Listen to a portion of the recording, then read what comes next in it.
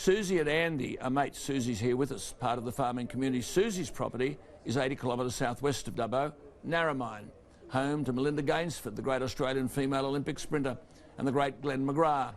Susie and her husband Matthew have 5,000 acres, 3 kids. They're fifth-generation farmers, but the children want to move away. This is a metaphor of the real picture from the bush. Andy and Susie are with us. Ladies first, Susie. Oh, thank you, Alan. Your children, that's the thing we're trying to prevent, isn't it? We're trying to keep them here, and you can't. Definitely. We have a son who's a plumber, 25 years old in Narromine.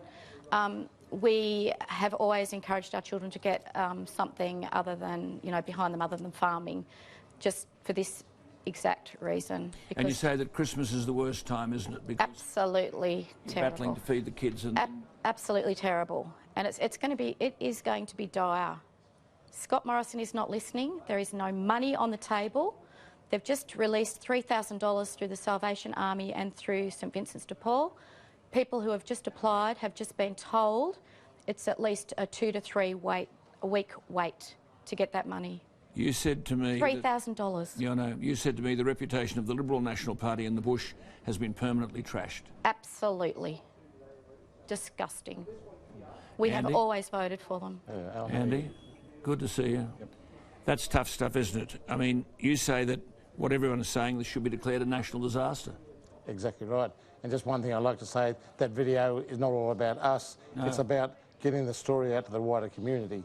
And this drought is probably the worst in living memory, they're saying now. And you've got to realise it's not only farmers it's affecting everyone that's relying on the agricultural industry. Right. Will it be the small retail, your contractors, your local machinery people? I mean, there's stories out there where the machinery agents are putting men off 1 day a week. They're only working 4 days. Now there's 4 days, there's 1 day a week of cash they're not getting. So there's a lot of that happening out in the bush. And there was no better story than when those 2 young fellas from Captive Projects came out to do that video, and they were absolutely gobsmacked on what they saw. And they were from Sydney. But see, Peter, you and I both work for Prime Ministers, and at question time they have a pre-question time briefing. What should we talk about to be relevant? There's been a question time on Monday, a question time on Tuesday, a question time on Wednesday. There's not a word said about drought. I think the real worry is people in the cities are hearing that the government's put billions of dollars on the table, and I hear from you when I talk to people here in the last 2 days, you don't see these billions of dollars, and you're worried that people in the cities now think it's all okay. Well, ask it again. We asked last night. Here are a stack of people here with us tonight. Yell if you've received $1 in support from the government. Shout. There's the story. I mean, you just say you're abandoned.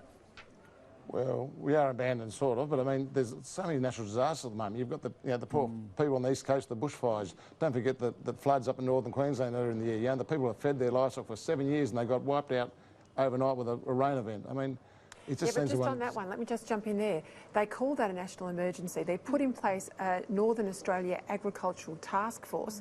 They put a bloke who used to run the Northern Territory, Shane Stone, in charge. He has whipped it into shape. He's got them back on their feet. And I've said to the Prime Minister, I've written it in columns, why don't you put Shane Stone in charge of fixing the drought issue? Because it needs someone who's political and energetic and on it 24/7. And he's had experience, Peter. Yeah. He's experience. So, I mean, where is he? We'd love to have him on board.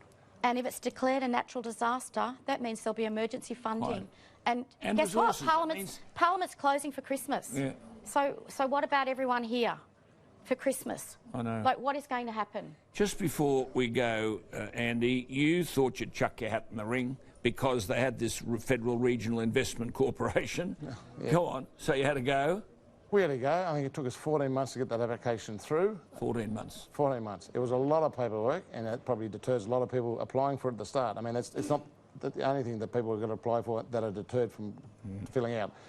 Part of it was our own fault because we had to restructure, get more working capital, I guess. So then you have the complication of deed of priority come in there.